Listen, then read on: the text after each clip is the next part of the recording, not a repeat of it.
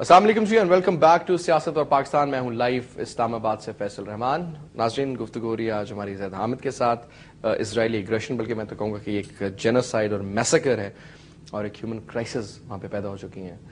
تقریباً 400 کے قریب لوگ اس وقت تک مر چکے ہیں, کئی ہزار لوگ اس وقت شدید زخمی ہیں, دوائیاں پہنچ نہیں رہیں, کھانے پینے کی اشیاء وہاں پر ہے نہیں, بجلی چاہے گیس چاہے کسی بھی قسم کی دوسرے انفراسٹرکچر کی آپ بات کرتے ہیں اس کو تباہ و برباد کر دیا گیا ہے. اسرائیلی جدید ترین لڑاکا طیارے ہزاروں کی تعداد میں کئی ہزار وزنی بم ان کے رہائشی علاقوں پر فلسطین کے پھینک رہے ہیں, اور جس قسم کے حالات ہیں آپ ٹیلی ویژن پہ تو شاید میرے خیال میں 2% بھی دکھایا نہیں جاتا, جو اصلی حالات ہیں وہ بیونڈ امیجنیشن ہے.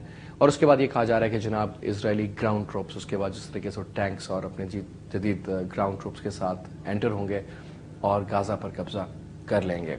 اور اس کے بعد شاید یہ بھی ہم سوچ رہے ہیں کہ جب یہ پورے کا پورا ہو رہا ہوگا تو اس دوران شاید انڈیا بھی کوئی پاکستان کے ساتھ مستی کرے تاکہ پورے کے پورے ورلڈ میڈیا کا دھیان اس طرف ہو, اور اس دوران یہاں پر ایک نیا سلسلہ سٹارٹ کر دیا جائے.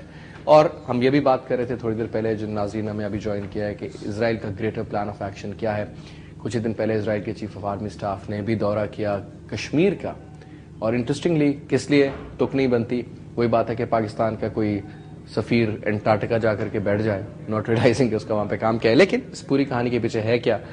اسرائیل میں جس قسم کا ایک پایا جاتا ہے سلسلہ ایگریشن کا, جب ہم بات کرتے ہیں وار اگینسٹ ٹیرر کی, تو آئی تھنک دنیا میں اگر کوئی قوم ہے جس نے پوری کی پوری دنیا کو ٹیررائز کر رکھا ہے اور ویپنز آف ماس ڈسٹرکشن کا بھی استعمال وہ کر رہے ہیں, تو وہ اسرائیل کی ایک قوم ہے. ملک تو ہم اس کو تسلیم نہیں کریں گے بیکاز کیونکہ ہمارے پاسپورٹ پر بھی اس کا وہ سلسلہ نہیں ہے, نہ تو ہم اس جھنڈے کو مانتے ہیں نہ ہی ہم اس کو تسلیم کرتے ہیں. زید صاحب دیکھیے, آپ کو ایک بات ہم پاکستان کے حوالے سے بتائیں. 1938 میں جب علامہ اقبال کا انتقال ہوا ہے, اس وقت قائد اعظم ایک جلسے سے خطاب کر رہے تھے جو مسئلہ فلسطین پر بلایا گیا تھا. مسئلہ فلسطین قائد اعظم اور علامہ اقبال کے دل کے بہت نزدیک تھا, اور 1948 میں قائد اعظم نے بھی اسرائیل کے حوالے سے کیٹیگوریکلی کہا تھا کہ اسرائیل کی ریاست کو ہم تسلیم نہیں کریں گے, کہ یہ ایک لیجٹمیٹ ناجائز ریاست ہے. ڈیوڈ بن گورین جو اسرائیل کے فاؤنڈنگ فادرز میں سے ہے, اس نے یہ سٹیٹمنٹ دیا تھا اپنی قوم کو کہ جو مرضی ہو جائے, تم نے پاکستان کی ریاست کو تباہ کرنا ہے, چاہے ظاہری طریقے سے کرو یا خفیہ طریقے سے کرو. پاکستان کی ریاست ان کے لیے بدترین دشمن کے طور پر وہ اس کو دیکھا کرتے ہیں. 1968 میں خاص طور پر را اور موساد کا جو ریلیشن شپ شروع ہوا تھا وہ آج بھی جاری ہے. اسرائیل اس وقت ایک ہائپر ایگریسو فورن پالیسی پہ عمل اس لیے کر رہا ہے کہ اس کو معلوم ہے کہ امریکہ اس وقت اس کا پوری طرح ساتھ دے رہا ہے, کیونکہ امریکہ اس کے شکنجے میں لیکن امریکہ بھی زیادہ عرصے سٹیبل نہیں رہ پائے گا. امریکن اکانومی ان جنگوں کے نتیجے میں اس بری طرح ٹوٹ رہی ہے اس وقت کہ امریکہ میں ایک آواز اٹھنا شروع ہو گئی ہے کہ امریکہ ان جنگوں سے اپنے آپ کو نکالے جو عراق دوسرے دنیا کے 115 ملکوں اور ٹیریٹریز میں انہوں نے اپنی فوجیں پھیلائی ہوئی ہیں. ان کے لیے پاسبل نہیں ہے, امپیریل اوور اسٹریچ کا شکار یہ ہو گئے, جس طرح سوویت یونین نے اپنے آپ کو اتنا پھیلا دیا تھا, پھر تباہ ہو گئے.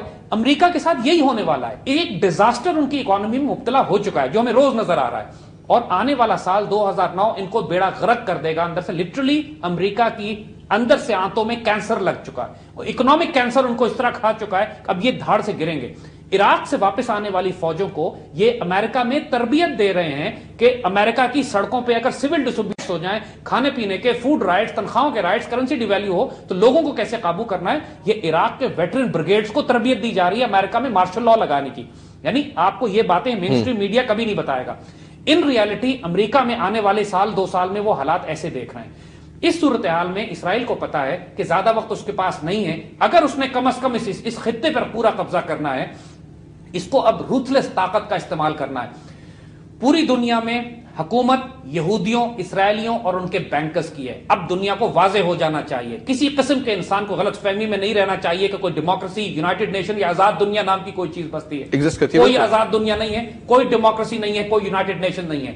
صرف زائنسٹ یہودیوں کا ایک کنٹرول ہے کہ جس کے نتیجے میں اب وہ پوری دنیا پر اپنا فائنل گیم پلان وہ روتھلیسلی اس وقت سٹارٹ کریں گے کہ جب پاکستان پر امریکہ اور انڈیا دو اطراف سے ہم پر دباؤ بڑھانا شروع کریں گے. ہم ایک آخری اسلامی نیوکلیئر طاقت رہ گئے جو الٹیمیٹ خطرہ ہے اسرائیل کی ریاست کے لیے. اسرائیلیوں کو بھی معلوم ہے کہ ان کی آنکھوں میں آنکھیں ڈال کر اگر کوئی قوم کھڑی ہوگی تو یا پاکستانی ہے یا ترک ہے. ترکوں میں بھی یہ غیرت اور حمیت موجود ہے اور اسرائیل ان سے بھی ڈرتے ہیں، لیکن ترکوں نے آج کل کا جو سیکولر لباس پہنا ہوا ہے اس میں اسرائیل کے بڑے قریبی تعلقات اسرائیل ان کی اسٹریٹجک لوکیشن اس قسم کی ہے، پلس یورپین یونین کی وجہ سے ان کے اوپر مسائل اور اس وقت ترکوں کی پرابلم اور ہے، لیکن ہم پاکستانی ایک جینوئن تھریٹ ہے ان کے لیے. ہمارے پاس میسائلز بھی ہیں، ہمارے فائٹر پائلٹس بھی اسرائیل کے جہازوں کو مار کے گرا چکے ہیں، ہمارے اندر وہ دینی غیرت اور حمیت بھی ہے، اور ہم ایک نیوکلیر ویپن سٹیٹ بھی ہیں. ہمارا جغرافیہ بہت دور ہے اس وقت فلسطین سے.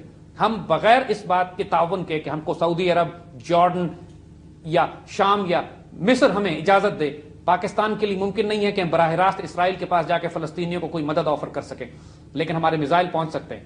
ہمیں اپنی سیکیورٹی ڈاکٹرن ری ڈیفائن کرنے کی ضرورت ہے. اگر انڈیا نے ہم پر اٹیک کیا تو یاد رکھیے گا اس کو ٹوٹل سپورٹ اسرائیل کی ہوگی.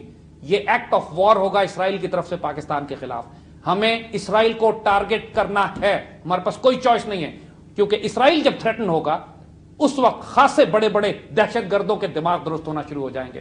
آپ سمجھتے ہیں زید صاحب، ایک کویشچن کروں گا بڑا اسٹریٹ فارورڈ، بڑا ہیوی، اور کافی لوگ جو اس کو سننے والے ہوں گے اور شاید کافی لوگ اس کے جو حکومت کی وہ پسند نہ بھی کریں. ایک چیز بظاہر لوگ تو کہتے ہیں جی جنگ کا کوئی خطرہ نہیں ہے، بے شمار دفاعی تجزیہ نگار، آج کل تو ہر کوئی جو فوجی ریٹائر ہوتا ہے دفاعی تجزیہ نگار بن جاتا ہے. میری تو شاید اتنی ایج نہیں ہے کہ میں یہ بات کروں، لیکن چیزیں سمجھ میں آتی ہیں. کچھ بزرگوں کے ساتھ بیٹھتے ہیں، کچھ فوجی لوگوں کی سر رشتہ داری آگے پیچھے جان پہچان، تو سمجھ میں آتی ہیں چیزیں. وہ یہ جس طریقے سے موبلائزیشن ہو رہی ہے انڈیا کی طرف سے اور پاکستان کی طرف سے، مجھے جنگ نظر آ رہی ہے. میں تو آپ کو سیدھی بات کروں گا، یہ کہ اگر ہم قوم کو جھوٹی تسلیاں دیں، نہیں ڈھاکہ فال ہونا تھا ایک دن پہلے تک، سب خیر ہے، اگلے دن کا ڈھاکہ گیا. ٹھیک ہے جی، اخباریں بھی آپ کے پاس ہیں، ایک دن کی بات کی نکالیں، ایک دن کی پہلے نکالیں. قوم کو دھوکے میں رکھا گیا، اور آپ قوم کو اگر دھوکے میں رکھیں گے تو پتہ نہیں پاکستان کے مزید کتنے ٹکڑے ہو جائیں گے. The question is, if India attacks Pakistan, there is a very high probability کہ India will. They're just, I don't know یہ جو ڈیلیئنگ اسٹریٹجی اس دوران ان کا گیم پلان کیا ہے اور وہ کس قسم کی سپورٹ لینا چاہ رہے ہیں. مے بی وہ اوباما کا آنے کا ویٹ کر رہے ہیں، مے بی کونڈولیزا رائس کا کچھ اور پلان آف ایکشن. اور سب سے بڑی بات یہ اسرائیل کے ان سارے حملوں کو وہ جائز قرار دے رہے ہیں. مطلب فار گاڈ سیک، ایک ڈیموکریٹک الیکٹڈ گورنمنٹ کے اوپر حملے ہو رہے ہیں اور آپ کہہ رہے ہیں وہ ٹیررسٹ آرگنائزیشن. فار گاڈ سیک، مطلب a person would be either